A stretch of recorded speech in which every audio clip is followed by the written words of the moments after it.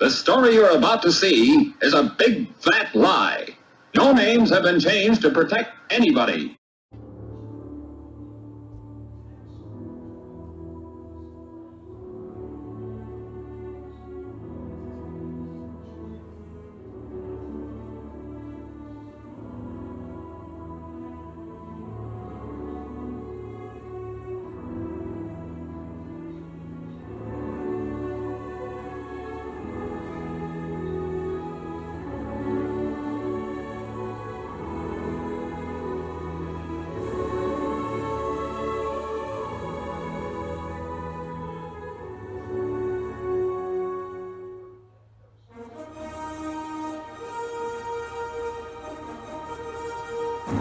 There's no sports league unlike it anywhere in the world, where cartoons and football come together.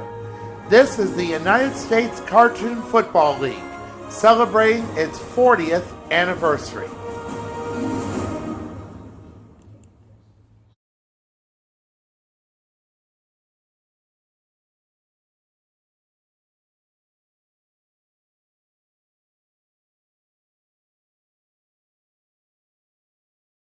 Let's get ready to rumble!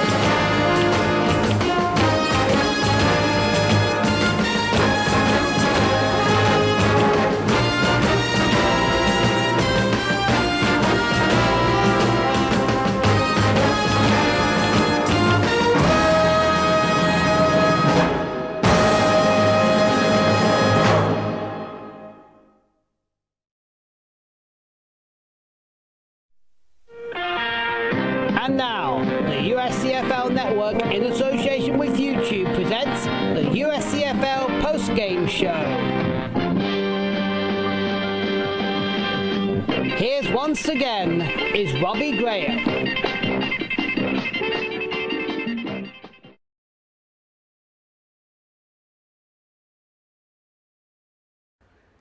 Greetings, cartoon and football fans.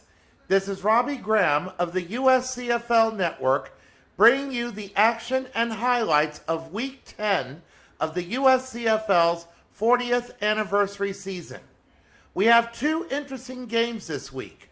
First, all three Disney Bowl champions are featured, and for the first time ever, She-Ra will square off with Xena. At least one of the championship teams will advance, or maybe two. Will that happen, or which one of the three will go on? And which two teams will get an early vacation? You will know by the end of this video. After a brief pause, we will talk about and present the highlights of Game 19 between the Jim Henson All-Stars, Disney Bowl II champions, and the 80s All-Stars, Disney Bowl I champions from Miami.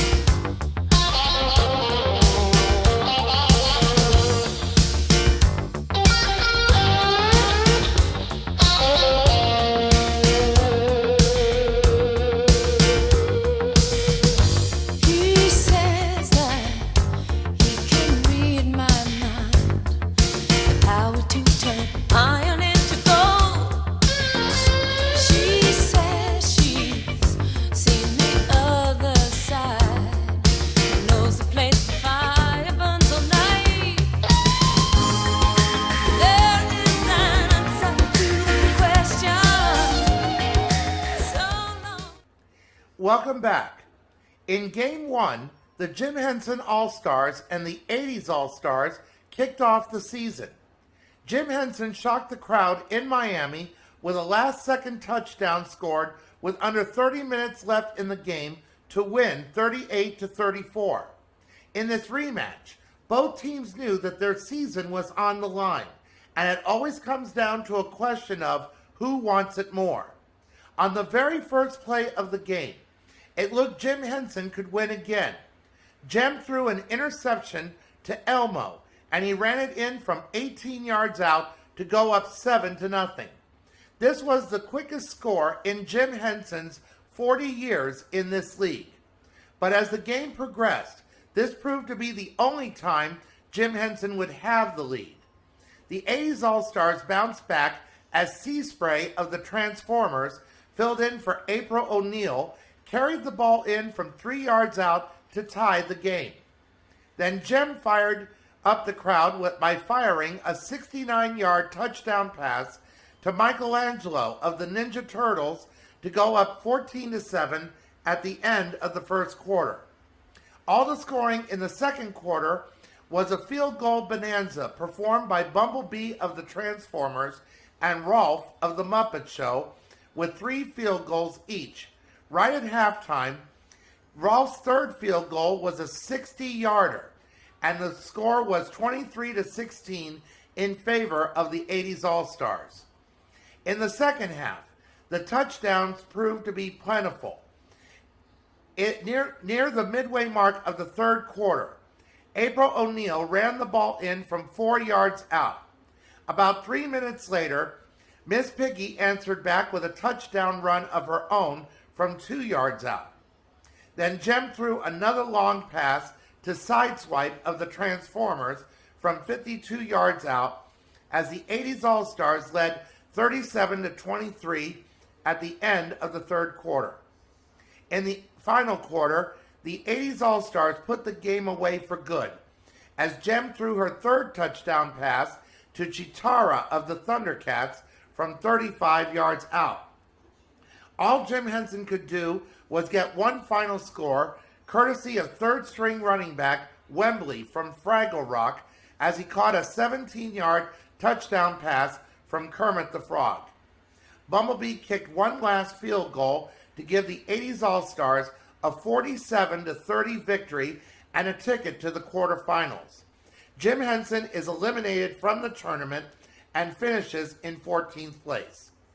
The 47 points the 80s All-Stars scored could be good enough for them to have home field advantage. As for the stats of this game, beginning with Jim Henson, Kermit the Frog finished 38 of 53 for 353 yards, 1 touchdown, and 1 interception. Miss Piggy had the worst performance by a running back this season, as she only had 31 yards rushing on 19 carries and 1 touchdown. Fozzie Bear led the receivers with 6 receptions for 91 yards and 1 touchdown. The Cookie Monster led the defense with 7 tackles and 7 assists, and Rolf finished with 12 points. Elmo was the game MVP with 4 tackles, 2 assists, 1 interception, and the pick 6 he had at the start of the game.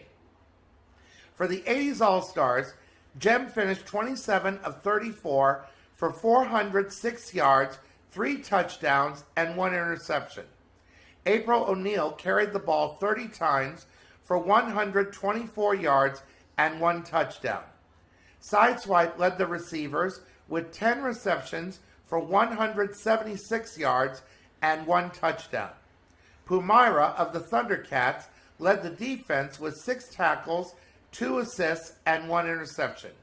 And Bumblebee finished with 17 points. And here is how the highlights of this game looked on screen.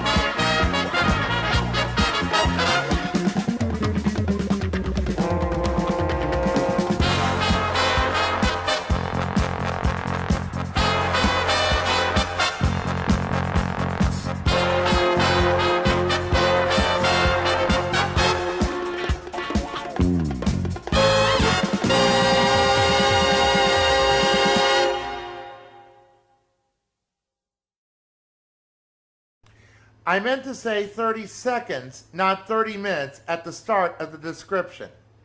After a brief pause, we will talk about and present the highlights of Game 20 and the first ever meeting between She-Ra and the defending champion Filmation All-Stars and Xena and the Sci-Fi All-Stars from Seattle. Американская фирма Transceptor Technology приступила к производству компьютеров «Персональный спутник».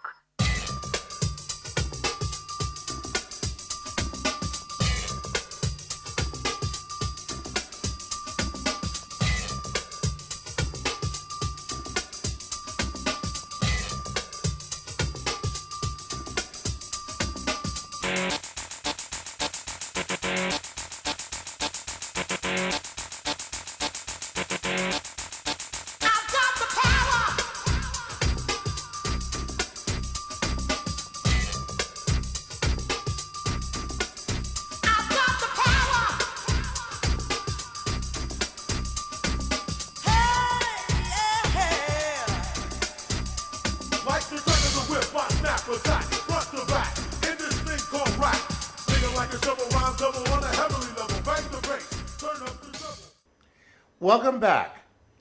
As I said, for the first time ever, the Princess of Power squared off with the Warrior Princess on the gridiron.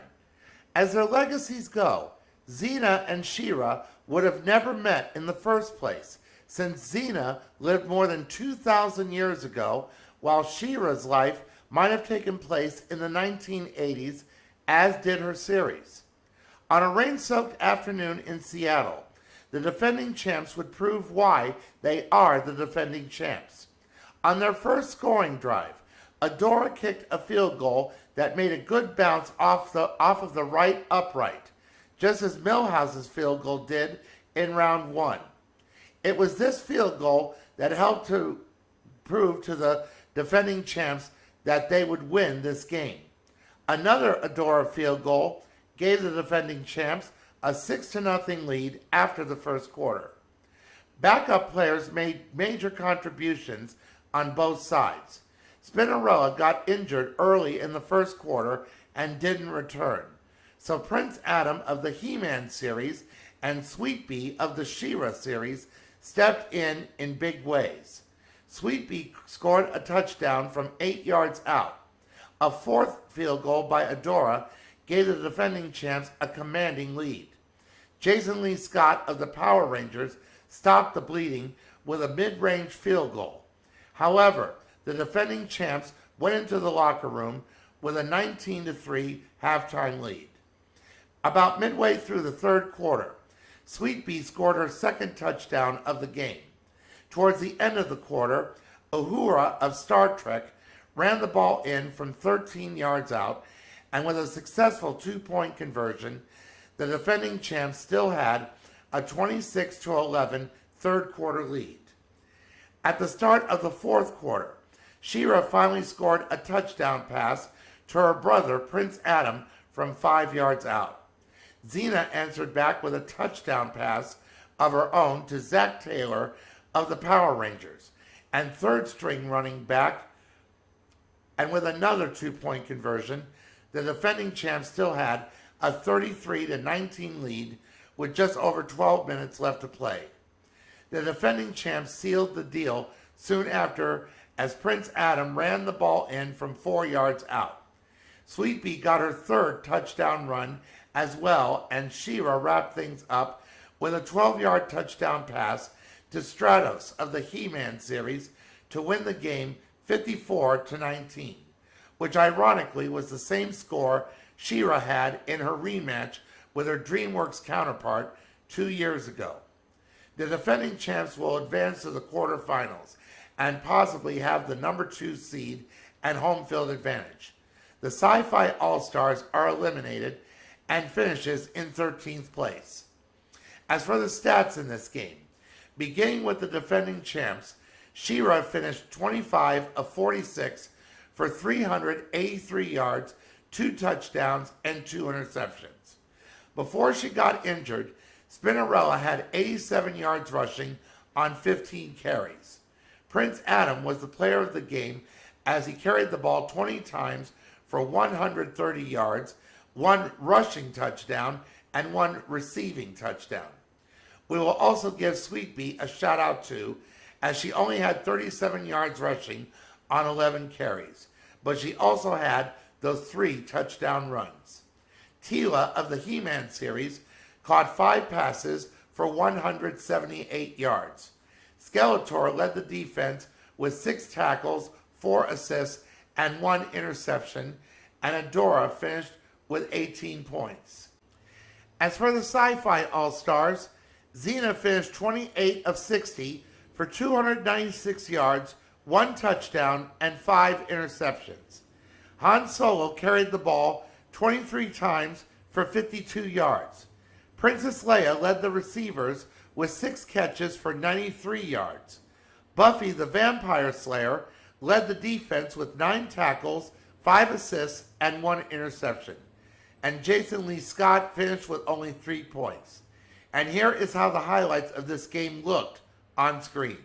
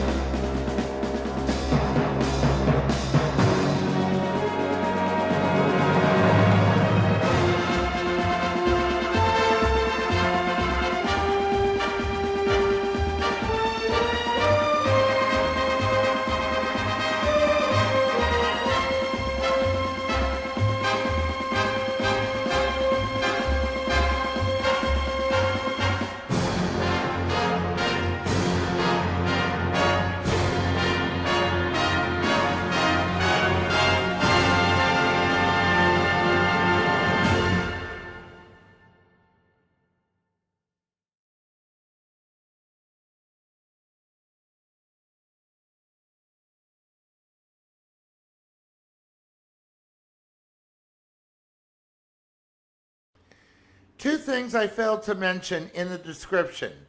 First of all, the Sci-Fi All-Stars were honoring Star Trek by wearing a uniform similar to that of how the Starfleet characters wore a uniform during the Deep Space Nine and Voyager series. Late in the third quarter, a fumble recovery by Catra was returned for a touchdown, but it was nullified when Trapjaw of the He-Man series was called for a clipping penalty that negated the touchdown. Had that not happened, Filmation would have scored the first 60-plus point game this season.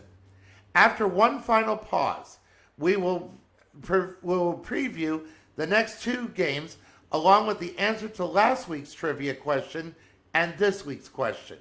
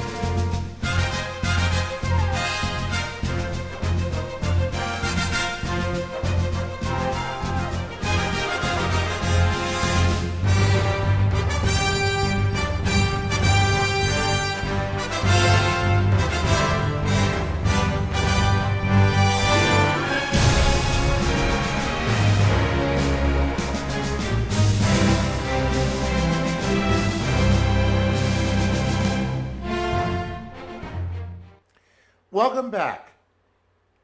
Now for the answer to last week's trivia question.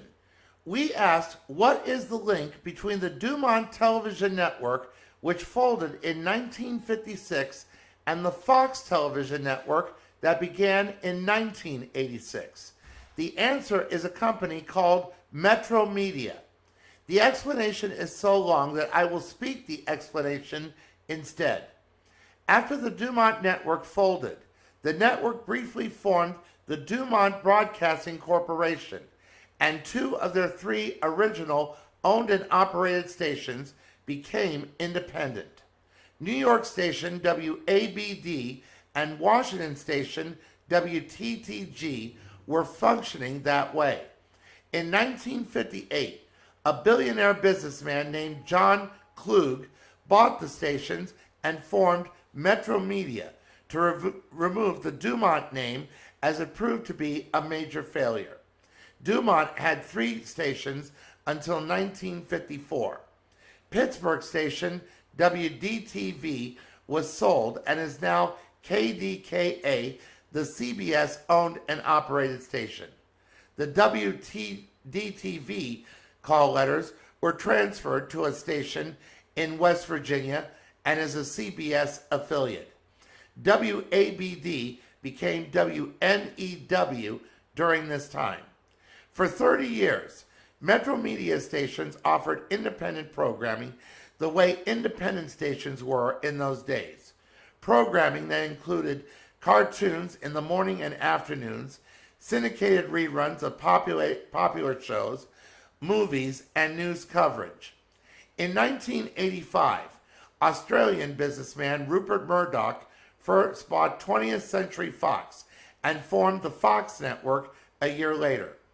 In conclusion, WABD is now WNYW in New York, and WTTG in Washington has had the same call letters from day one. One final thought. If Dumont had survived, the Fox characters such as The Simpsons, Family Guy, American Dad, Futurama, King of the Hill, and Bob's Burgers would have been seen on the Dumont network, and the team might have been called the Dumont All-Stars instead. Of course, 20th Century Fox is now owned by Disney, but only for the movie studio and programming. The Fox television stations on broadcast TV, FX, FXX, Fox News Channel, and FS1 are still owned by Fox. Now for this week's trivia question. After we've given you some pretty tough questions for the last 9 weeks, this week's question will be a rookie question. The category is, that pussycat is a real angel. Josie and the Pussycats debuted on CBS in 1970. During its only season, an actual singing group called Josie and the Pussycats performed the chase music you heard in each episode, and even had a record album as well. One singer was named Sherry Moore, spelled Cherie. In the late 1970s, Sherry Moore joined the cast of Charlie's Angels. So the question is, which actress of Charlie's Angels was originally known as Sherry Moore? Is the answer A, Kate Jackson, B, Cheryl Ladd, C, Farrah Fawcett, or D, Jacqueline Smith? We'll give you the answer next week. And that's it for Week 10 of the USCFL's 40th anniversary season. Next week, we will talk about and present the highlights of Game 21 as the Warner Brothers All-Stars takes on Team Canada from Edmonton, and the highlights of Game 22 between the Modern Cartoon All-Stars and the Comic Strip All-Stars from Houston. And until next week, this is Robbie Graham of the USCFL Network wishing you peace. Take care and stay safe.